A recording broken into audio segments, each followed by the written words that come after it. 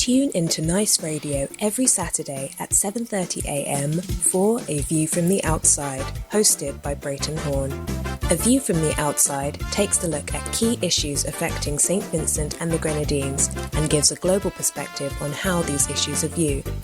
Host Brereton Horne will examine a variety of topics to enlighten, stimulate debate, and explore solutions. Hear the facts, hear the real-life stories, hear A View from the Outside. Join Brereton Horne at 7:30 a.m. every Saturday on Nice Radio for A View from the Outside. This society needs a spectacle. It might help us to see some people. On A View from the Outside this week being the 8th of May 2021, we look at hypocrisy, Hypocrisy, hypocrisy, with the view being that there is rank hypocrisy in St Vincent and the Grenadines in the way the leader of the regime and the regime itself treat Vincentians regarding accountability generally and accountability specific to the laws of the land. There is a stark difference between the way people who are aligned to the Unity Labour Party, the ULP, and other people in the country are treated. In today's program, we, here on A View from the Outside, will look more closely at the glaring hypocrisy which is taking place in the land in St Vincent and the Grenadines.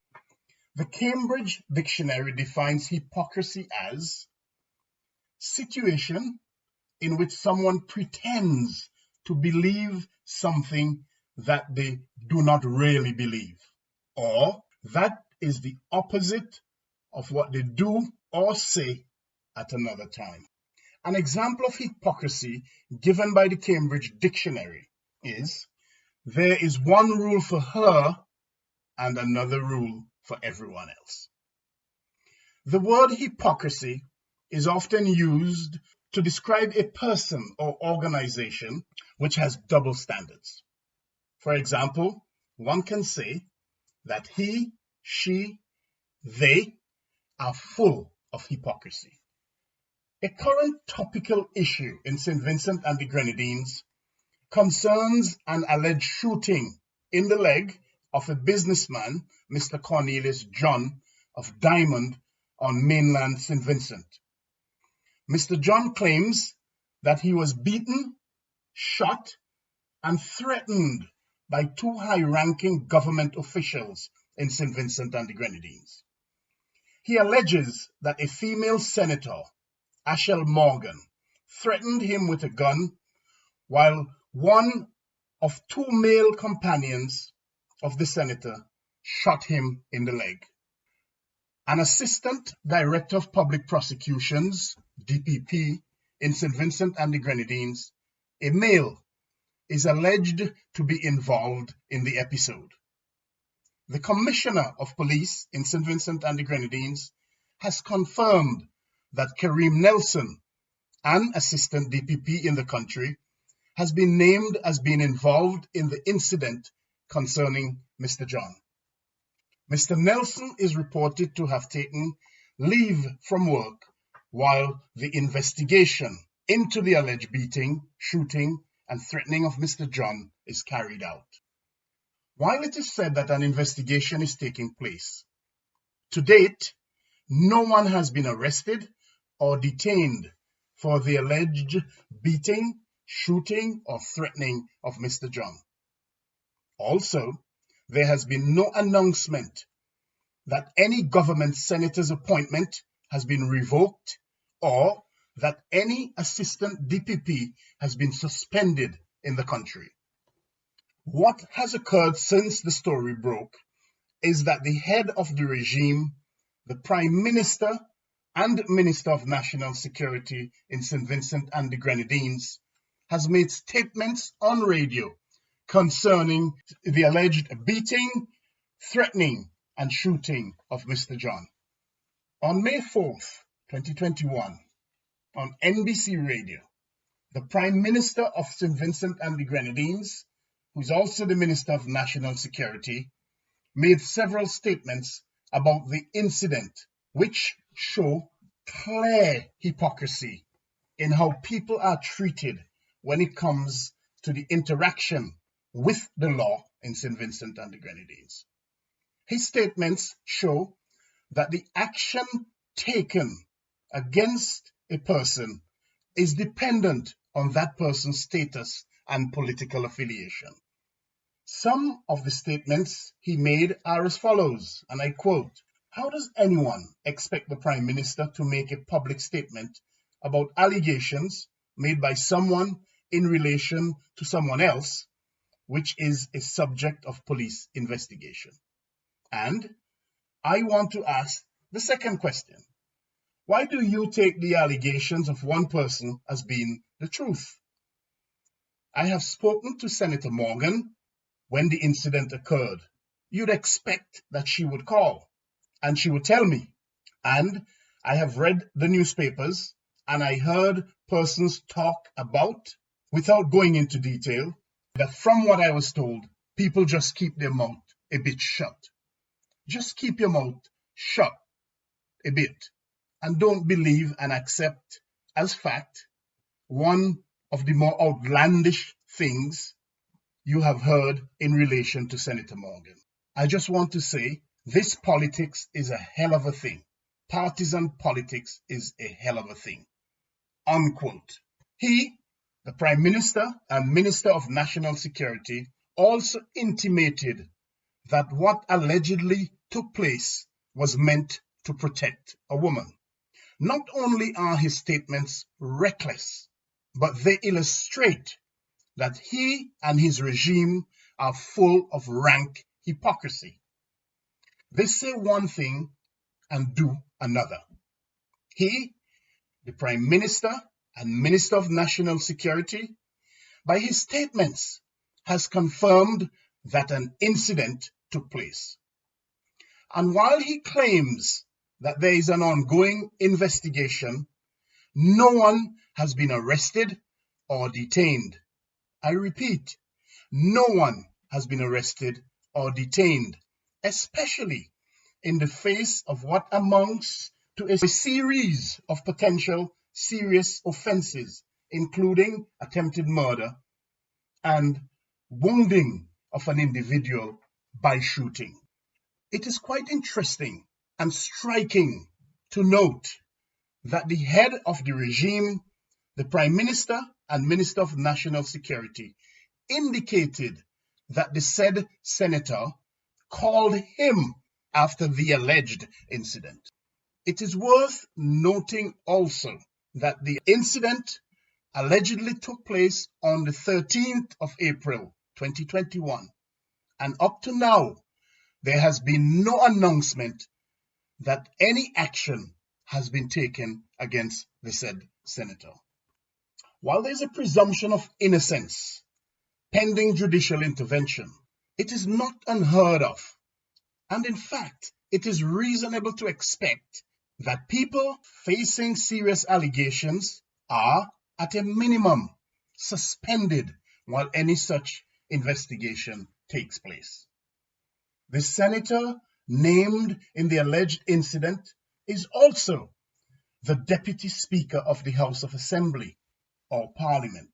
Either or both of those posts are seen as noble within society, and as such, holders of those positions ought to be people who conduct themselves lawfully and with utmost integrity, especially since the House of Assembly or Parliament is the place where laws are made in the country, and it is a body over which the Deputy Speaker often presides. It therefore goes without saying that those who sit in and preside over such a body should not be people facing accusations of criminal activity. It is no secret that the people in St Vincent and the Grenadines who have been accused or suspected of less have either been arrested or detained by the police, sometimes well beyond the 24-hour period allowed by the Criminal Procedure Act, which applies in that jurisdiction. In light of the foregoing, we on A View from the Outside pose these questions. Why has no one been arrested regarding the alleged incident involving Mr. John? Is it because a high-ranking member of the ULP is allegedly involved? Does it mean that there is one measure of justice for members of the ULP and another measure for others? The ULP family is a term which the head of the regime used to describe those who are closely connected to the political party. So, is there one measure of justice for members of the ULP family and another measure of justice for others? Why the hypocrisy? Why the different treatment? Is what is good for the goose no longer good for the gander? We, on A View from the Outside, will now highlight several situations which show the glaring hypocrisy with the way investigations and others are dealt with in the country, especially regarding those who are perceived not to support the regime or are not part of the ULP family. Bigger Biggs, a businessman known to be critical of the regime, was arrested on separate occasions without delay for allegedly causing disruption to traffic whilst protesting in Kingstown. He was also arrested on his own land for trying to stop the regime from stealing his property, even after they spitefully, deliberately, and callously shut down his multi-million-dollar business and left it in ruins. Vinette Frederick, a former senator for the opposing New Democratic Party, the NDP, was arrested, charged, tried, and freed by the court, and then promptly rearrested in public for the criminal offences on which she was previously freed. Paul Imott Scrub, a Calypsonian known to criticize the regime, particularly in his social commentary, was arrested at the E.T. Joshua Airport on his way out of the country after being in the country for an extended period of holiday for allegedly threatening the head of the regime prior to entering the country in the first place. Kenson King, a prison officer known to be critical of the regime, was arrested and detained at the Kingstown police station for allegedly making statements about guns, which he does not own, and for mentioning the name of the head of the regime. Josette Boyne, a graduate teacher, was arrested on her job for statements she allegedly made on social media, which was said to be critical of the regime. She was taken into police custody as part of an investigation into a matter. Benjamin Exeter, a high-ranking member of the opposing NDP and candidate for Central Leeward constituency, was arrested and detained at the Central Police Station for gun-related and other offences. Mr. Exeter at the time was the holder of a licensed firearm. He was hauled off to the Central Police Station pending investigation. We must not forget either that Mr. Exeter was allegedly beaten by the police during his arrest. Luzette King, an activist known to criticize the regime, has been detained, stripped bare, and arrested on several occasions for resisting the oppressive nature of the regime. Hamlet Mark, a regional journalist, was arrested and detained while covering a protest against the regime in the capital, Kingstown. Douglas Dougie de Freitas, a relative of the head of the regime, the owner of Nice Radio, known to be critical of the head of the regime and the regime itself, was arrested and detained in 2015 for causing fear and alarm after the general election of that year. He still has charges hanging over his head almost 6 years later. One cannot forget that Desron Laverman Rodriguez was detained at a police station for more than 24 hours without charge for going up to the La Soufrière volcano, allegedly, while its alert level was at red. To date, there has been no revelation as to what law he broke. There's a plethora of other examples of people in St Vincent and the Grenadines who were either detained or arrested or both for alleged breaches of the law. In some cases, they have reported that when they asked the police why they were being detained or arrested, they were met with the answer, "We do not know." It is believed by many that the detention or arrest of those known to criticize the regime is often ordered by the regime itself.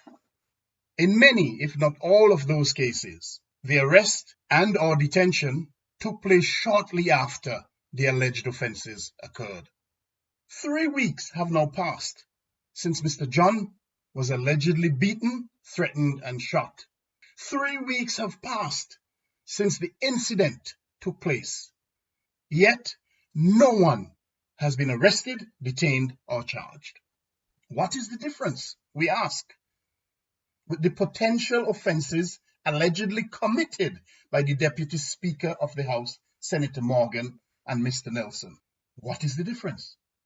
The Prime Minister and Minister of National Security already confirmed there was an incident. Why the delay? Surely, those in St. Vincent and the Grenadines ought to be aware that justice delayed is justice denied. Why, we ask, is there such double standard? Why, we ask, is there such glaring hypocrisy? Does justice in St. Vincent and the Grenadines continue to have two faces? Well, the evidence is there. Judge for yourself. We, on A View from the Outside, feel strongly that justice in St. Vincent and the Grenadines has not two, but many faces. The double standard, the hypocrisy, is glaring. There is clearly one set of rules for those close to the regime and other rules for those who are not. From the foregoing, it is clear on the available evidence that St. Vincent and the Grenadines is showing every sign of an Orwellian-type society, as illustrated in the book Animal Farm, authored by George Orwell, a book which is symbolic of Russia and the Soviet Union under communism, and a book which records the evolution from revolution and against contrived tyranny to a totalitarianism many times more terrible than what existed. In Animal Farm, the single commandment introduced by the pigs, who positioned themselves above all others while pretending to care for all, read, and I quote, "All animals are equal, but some are more equal than others." That commandment from Animal Farm fittingly describes the hypocrisy which pervades the land in St. Vincent and the Grenadines. Clearly, by pronouncement and practice, there is no fair treatment under the law, and some people in St. Vincent and the Grenadines are clearly more equal than others. We, on A View from the Outside, call for all Vincentians to be treated equally or in the same way under the law. We also call for all Vincentians to stand up and to ensure that you are treated equally under the law. Vincentians, just remember the message of the legend Bob Marley. He urged everyone who is oppressed to get up, stand up. Stand up for your rights. Get up, stand up. Stand up for your rights. don't give up the fight. We urge all Vincentians, especially those at home, not to give up the fight. We also point out the words from Peter Chrysologus, known as the Doctor of Homilies to the regime. He said, hypocrisy is evil, a secret illness, a hidden poison. Justin, until next week, you and all of the listeners have a wonderful day today, Saturday. Have a beautiful Sunday tomorrow, especially Mother's Day, and a productive week ahead. Brereton Horne saying goodbye.